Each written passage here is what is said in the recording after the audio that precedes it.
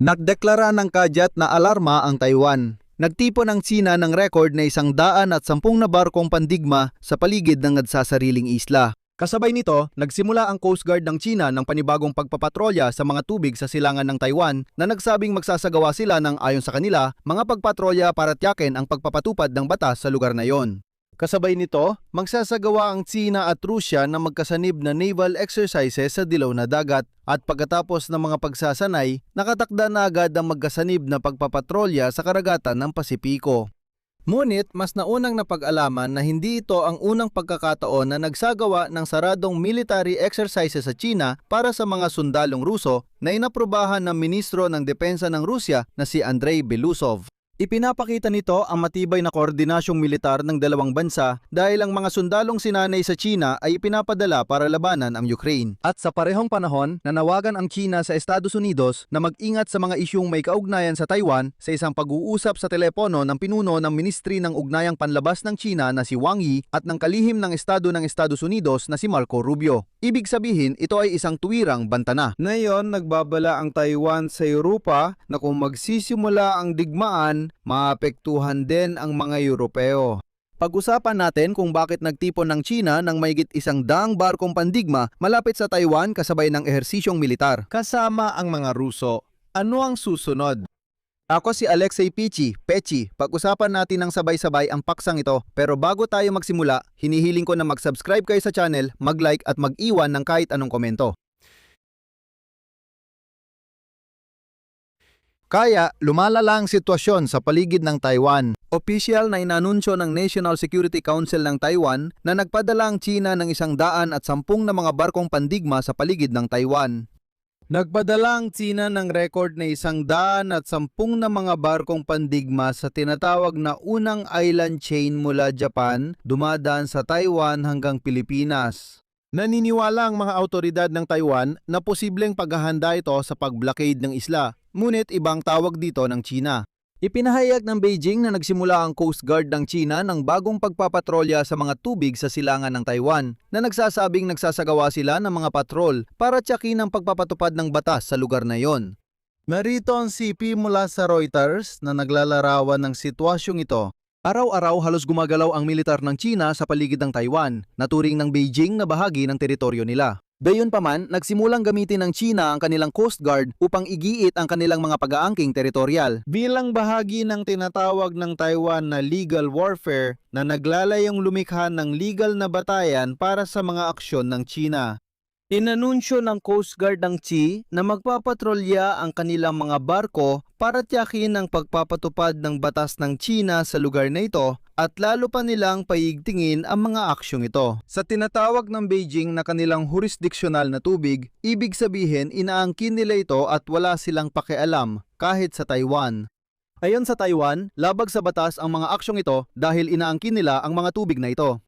Imihayag ng konseho para sa mga usapin ng mainland China na walang soberanya o karapatan ang mga komunistang Chino sa mga tubig sa silangan ng Taiwan at wala rin silang jurisdiksyon dito. Wala ni isa sa kanilang opisyal na barko ang may kapangyarihang magpatupad ng batas doon.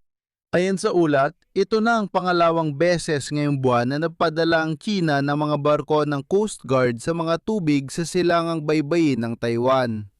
Ayon sa Beijing, tugon lang daw ito sa negosasyon ng Japan at Pilipinas tungkol sa hangganan sa dagat. May hiwalay akong episode tungkol sa paksang ito sa YouTube channel na ito, kaya inirerekomenda kong mag-subscribe kayo sa channel para laging updated sa mga nangyayari sa mundo. Bilang tugon, muling sinimula ng Taiwan ang mga makabayang aktibidad kontra komunismo. Para sa mga nagtapos sa Military Academy matapos ang 25 taong paghinto.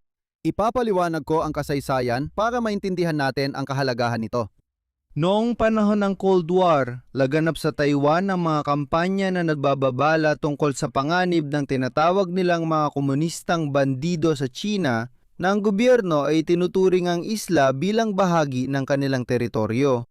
Gayunpaman, itinigil na noong 2002 ang opisyal na programa ng anti-komunistang makabayang edukasyon para sa mga nagtapos ng mga akademyang militar at pinalitan ito ng simpleng makabayang edukasyon. Sa political education doon, bihira nang mabanggit ang mga komunista. Mula noon, laban sa mga komunistang Tsino sa isla, lalo na sa China, at ngayon ay muling ibinalik ang ganitong gawain. Ayon sa Ministry ng Depensa ng Taiwan, ibinalik ang pagsasanay para sa mga nagtapos sa military academy dahil sa tumataas na banta ng militar at panganib ng pananakop mula sa China. Narito ang pahayag mula sa Ministry ng Depensa ng Taiwan. Dapat nilang malinaw na maunawaan ang banta sa pambansang seguridad at misyon ng militar kung bakit at para kanino tayo nakikipaglaban.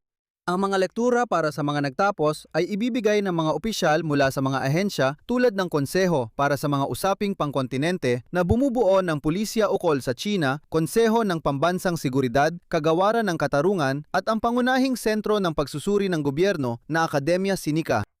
Ang layunin ay malinaw na maipaintindi sa mga nagtapos kung sino ang kaibigan at sino ang kaaway. Parang nagiging malabo na ang mga hangganan. Hindi inaalis ng Taipei na balang araw ay maaaring mauwi sa tunay na pananakop ang mga pagsasanay militar ng China, kaya pinalalakas ng Taiwan ng kanilang paghahanda. Kasabay nito, nanawagan ng China sa Estados Unidos na mag-ingat sa mga isyung may kinalaman sa Taiwan. Sa pag-uusap sa telepono ni Wang Yi ng Ministry ng Ugnayang Panlabas ng China at US, kalihim ng Estado Marco Rubio, narito ang pahayag ni Wang Yi.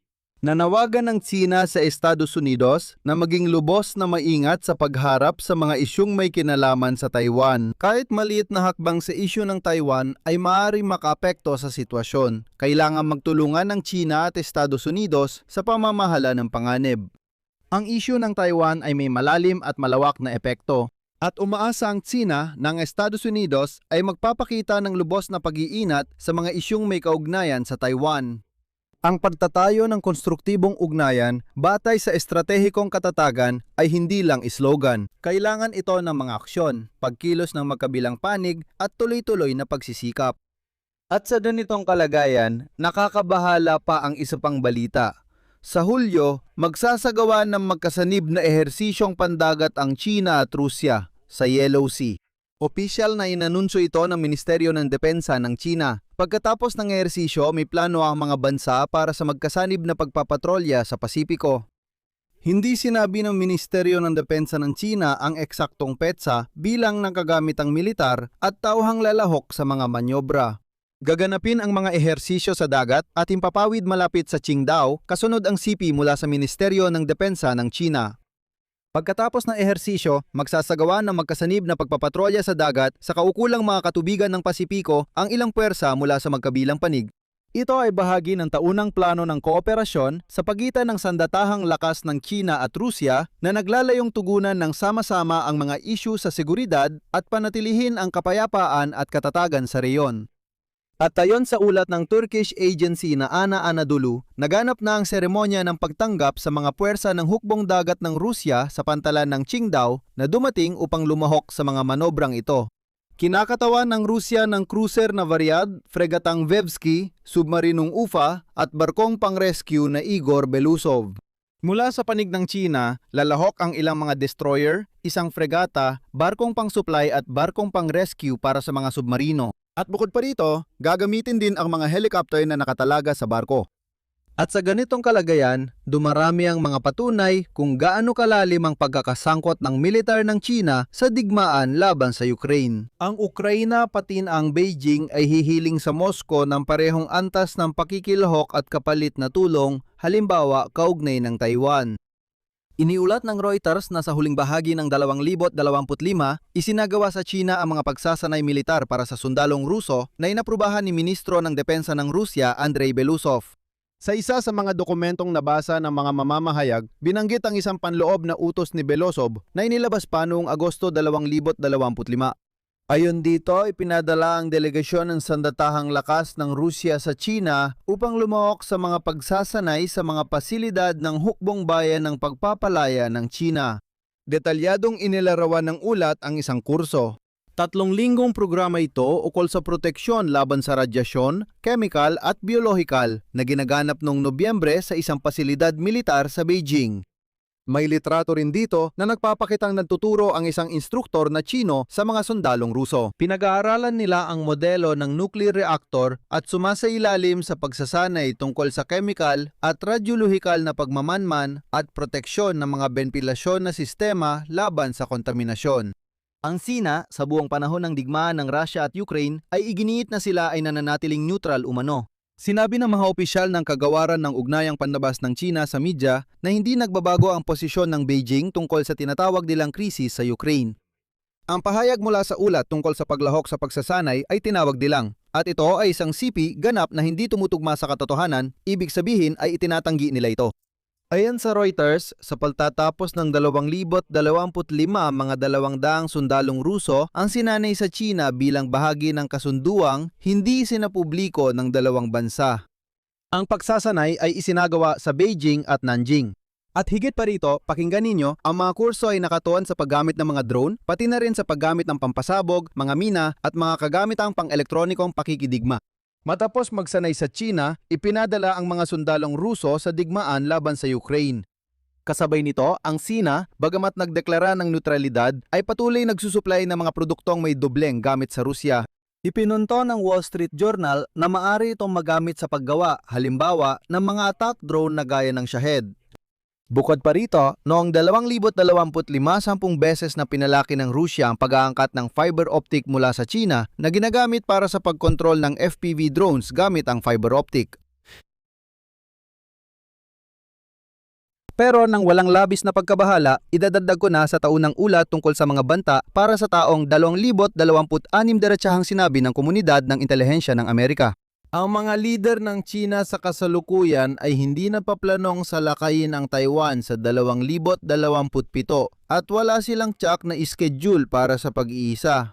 Higit pa rito, ang Beijing, sa kabila ng banta na gumamit ng puwersa, ay mas pinipiling makamit ang kanilang layunin nang walang digmaan kung maaari. Bakit hindi ngayon? Ngayon, may ilang dahilan na bumubuo ng lohika. Una, ang anti-korupsyon na paglilinis sa hukbong sandatahan na ginagawa ng leader ng China. Simula 2022 tinanggal ni Xi Jinping ang halos 100 matataas na opisyal. Sabi ng mga eksperto, maliit ang tsansa ng military option sa Taiwan sa mga susunod na taon dahil kakalinis lang ng hukbong sandatahan at hindi agad ipapadala sa labanan. Pangalawa, mawawala ng sandata ang Beijing laban sa Estados Unidos. Kung sakupin nila ang Taiwan, paano pa sila makakapagbanta? Pangatlo, malaking panganib ang pagsalakay. Malaki ang posibilidad ng pakikialam ng Estados Unidos, siguradong magkakaroon ng mga sanksyon at tiyak na matatamaan ang mismong ekonomiya ng China. Ginagamit na yon ang mga manyobra bilang pananakot at panggigipit. Kung gusto nyo, parang ensayo ito ng pagharang sa Taiwan at pampulitikang mensahe, pero malamang hindi ito paghahanda sa agarang pag-atake. Kung magkakaroon man ng pag-atake, halos tiyak na hindi pa ngayon. Dito ko natatapusin. Ibahagi ninyo ang inyong opinyon at mga konklusyon sa mga komento sa ilalim ng episode na ito. Mag-subscribe sa channel, pindutin ang kampanilya at huwag kalimutang mag-like. Yun lang po, ingatan ninyo ang inyong sarili. Paalam sa lahat.